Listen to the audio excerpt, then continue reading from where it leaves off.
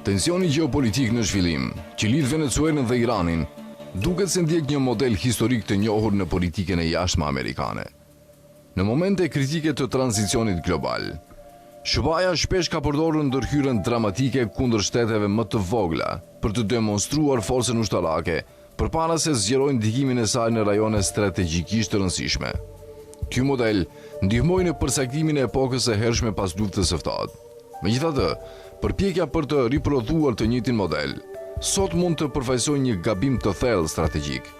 Midisi global që i lejoi SBA-s të projektonte fuqi dërmuese në fillim të viteve 1990 ka ndryshuar thellësisht, shkruajnë në analizën e tyre gazetarët Remzi Barut dhe Romana Rubeo. Në dhjetor 1989, SBA pushtoi Panaman dhe arrestoi udhëhecin e saj Manuel Noriega.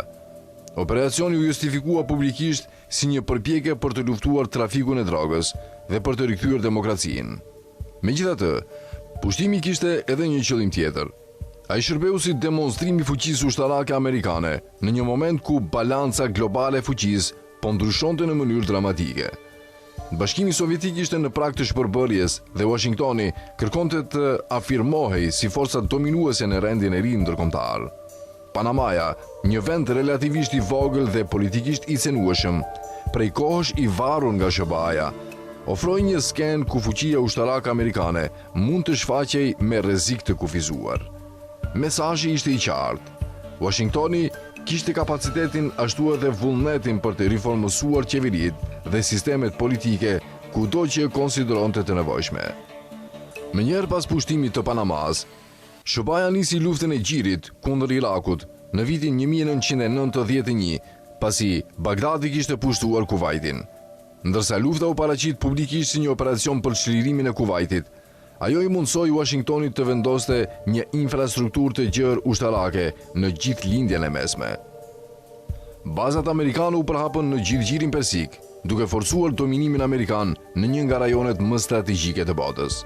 Së bashku, Panamaja dhe Iraku formuan atë që dukej si një model i suksesshëm gjeopolitik, një ndërhyrje dramatike kundër një shteti të vogël për të demonstruar fuqinë amerikane, e ndjekur nga një fushatë e madhe ushtarake që riformësonte rendin politik të një rajoni të tërë. Për shumë në Washington, mësimi duke i qartë, demonstrimet vendimtare të forcës mund të konsolidonin udhëheqjen globale të SBA-s.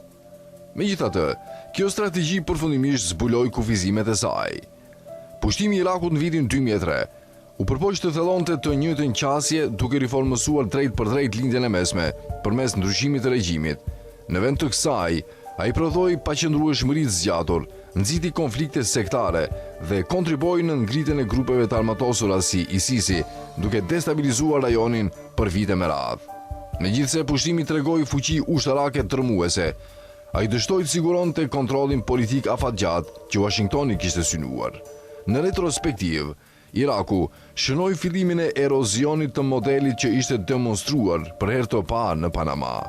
Zhvillimet e fundit sugjerojnë se Washingtoni mund të jetë duke u përpjekur të ringjallë elemente të kësaj strategjie. Rrëmbimi i presidentit të zgjedhur të Venezuelës, Nicolas Maduro, ndodhi pak para përshkallëzimit të presionit ushtarak amerikan dhe izraelit ndaj Iranit.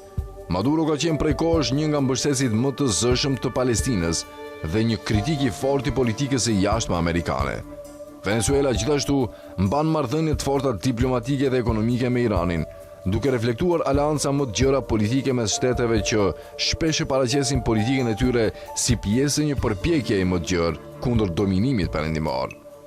Në këtë kuptim, sekuenca që lidh Venezuelën dhe Iranin kujton modele të mëparshme që lidhin Amerikën Latine me lindjen e mesme, por ngjashmëritë kryesisht përfundojnë këtu. Ndryshe nga Iraku në fillim të viteve 1990, Irani nuk është një shtet politikisht izoluar apo ushtarakisht i dobësuar. Pavarësisht mosmarrëveshjeve politike të brendshme, sfidave ekonomike dhe protestave periodike, Irani mbetet një shoqëri relativisht kohezive, me struktura institucionale të forta dhe një aparat të fuqishëm ushtarak. Sistemi i tij politik ka treguar aftësi për të ruajtur stabilitetin e brendshëm, ndërsa projekton ndikim në gjithë rajonin.